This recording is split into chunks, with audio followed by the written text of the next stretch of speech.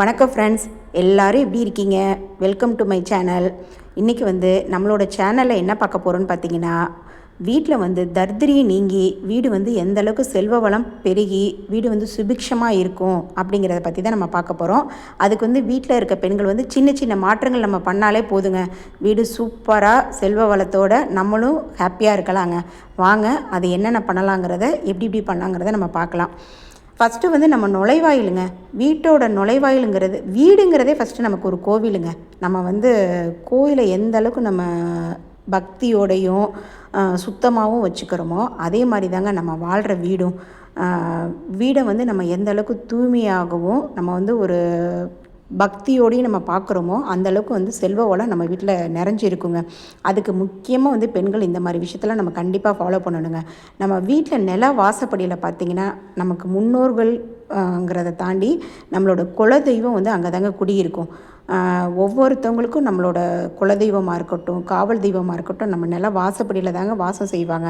அவங்கள நம்ம எந்த அளவுக்கு நம்ம மன குளிர்விச்சு அவங்கள நம்ம அதாவது வெள்ளி செவ்வாழை பார்த்திங்கன்னா நிலவாசப்படியெல்லாம் நல்லா தொடச்சிட்டு மஞ்சள் குங்குமம்லாம் வச்சு பூவெல்லாம் போட்டு தூபம் எல்லாமே நம்ம ஆராத்தி பண்ணி அந்த இடத்த நம்ம எந்த அளவுக்கு வாசமாக வச்சுக்கிறோமோ ஃபஸ்ட்டு அது ரொம்ப முக்கியங்க. வீட்டோட நுழைவாயில் நம்ம எந்த அளவுக்கு சுத்தமாகவும் தூய்மையாகவும் வாசனையாக வச்சுக்கிறோமோ அங்கேயே நமக்கு ஒரு பெரிய பாசிட்டிவ் எனர்ஜி கிடைக்கும்.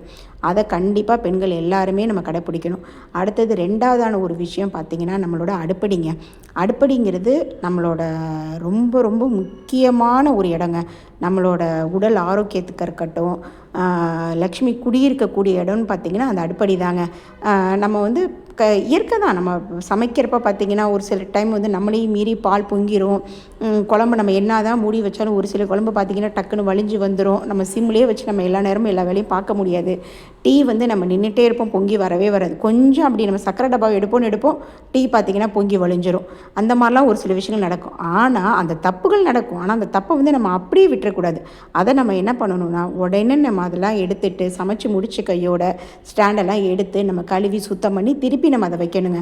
வெள்ளி செவ்வாழை மஞ்சள் குங்குமம்லாம் வச்சுட்டு நீங்கள் அடுப்படிக்கும் நம்ம பயன்படுத்துகிற அடுப்புக்கும் நம்ம சாம்பிராணி போடணும். அது ரொம்ப ரொம்ப முக்கியமான ஒரு விஷயம். அதையும் நீங்கள் ஃபாலோ பண்ண கற்றுக்கணும். அப்புறம் இன்னொரு மூணாவது விஷயம் பார்த்திங்கன்னா, வீட்டில் இருக்க பெண்கள் ரொம்ப மகாலட்சுமின்னு தாங்க சொல்லுவாங்க. நம்ம முன்னோர்களாக சொல்லுவாங்க. நம்ம வீட்டில் ஆண்கள் வெளியில் போகிறப்ப நம்ம வீட்டில் இருக்க பெண்கள் கையில் ஒரு 10 ரூபாய் பணம் கொடுத்து வாங்கிட்டு போப்பா, இன்றைக்கி உனக்கு தொழில் நல்லா நடக்கும், இன்றைக்கி உனக்கு வேலை நிறையா வரும், உனக்கு இன்றைக்கி பணம் நிறையா வரும் அப்படின்னு சொல்லிட்டு நம்மளோட மாமனார் மாமியாராக இருக்கட்டும், நம்மளோட தாத்தா பாட்டியாக இருக்கட்டும் எல்லாரும் சொல்லுவாங்க. அதுக்கு முக்கியமான காரணம் என்னென்னு பார்த்திங்கன்னா, வீட்டில் இருக்க பெண்கள் மகாலட்சுமியோட அம்சங்க. அதனால தான் பெண்கள் கையில் பணம் கொடுத்து வாங்கிட்டு போனால் தொழிலாக இருக்கட்டும், வேலைகளாக இருக்கட்டும் அவங்களுக்கு பெருகி வருங்கிறது நம்ம முன்னோர்கள் சொல்லி கொடுத்தது. அப்போ அப்படிப்பட்ட பெண்கள் வாயிலிருந்து கெட்ட வார்த்தைகள் கண்டிப்பாக வரவே கூடாதுங்க. முதல்ல குழந்தைங்களை திட்டுறப்பையும் பார்த்திங்கன்னா, நம்ம நல்ல வார்த்தைகள் சொல்லி திட்டுறோமோ இல்லையோ கண்டிப்பாக கெட்ட வார்த்தைகள் சொல்லி நம்ம திட்டக்கூடாது. குழந்தைங்கள நம்ம சபிக்கக்கூடாது. நம்ம சொல்கிற ஒவ்வொரு விஷயமும் அவங்களுக்கு பழிச்சிடக்கூடாது. அதே மாதிரி நம்ம என்ன பேசுகிறோமோ அதுதாங்க நமக்கு வீட்லேயும் நடக்கும்.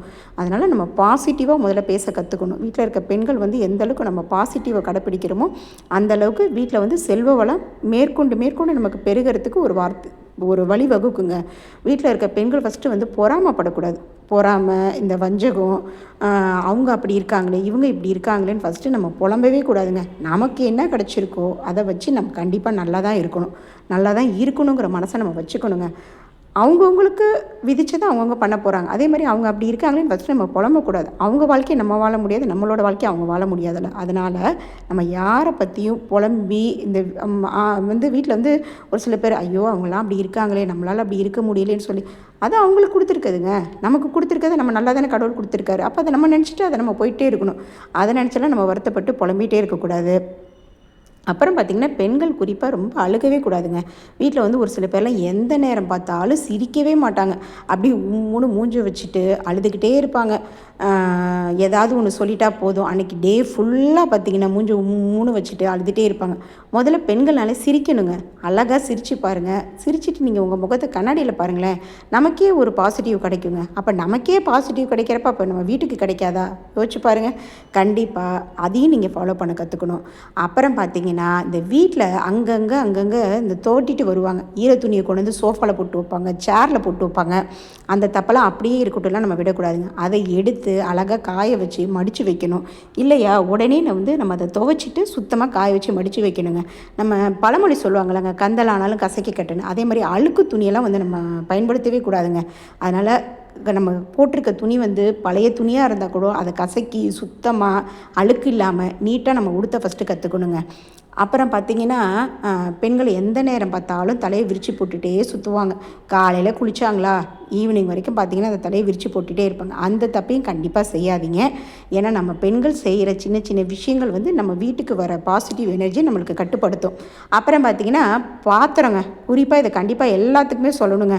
சிங்கில் பார்த்திங்கன்னா ஒரு 2 பாத்திரம் இருந்து நம்ம விளக்கிட்டோன்னா ஒரு 2 நிமிஷத்தில் வேலை முடியுங்க. அது 2 தான் இருக்குன்னு 2ஓட இன்னும் 2 சேர்த்து போடுவோம், திருப்பி இன்னும் 2 சேர்த்து போடுவோம். பார்த்திங்கன்னா சிங்க்கு ஃபுல்லாக இடமே இல்லாத அளவுக்கு ரொம்ப வலிஞ்சிருங்க. முதல்ல எச்சல் பாத்திரத்தை நம்ம வீட்டில் சேர்த்தே வைக்கக்கூடாதுங்க. அது ரொம்ப தரித்திரியத்தை நம்மளே விலை கொடுத்து வாங்குறதுக்கு சமம்.